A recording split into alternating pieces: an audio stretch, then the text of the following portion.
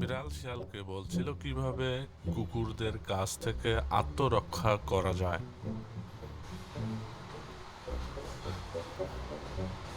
বিড়াল বিড়াল বলল, আমি কুকুরদের মোটেও ভয় পাই না, কেননা আমার একটা কৌশল আছে।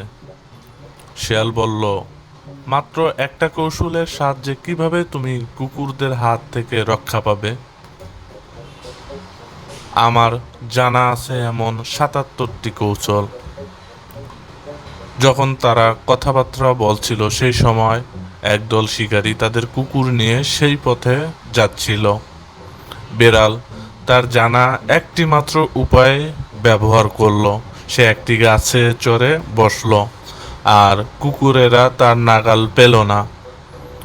আর শেয়াল তার জানা সবগুলো উপায়কে কাজে লাগাতে চেষ্টা করলো, কিন্তু কোনোভাবেই তার কাজে এলো না, এবং কুকুরেরা শিয়ালকে ধরে ফেলল।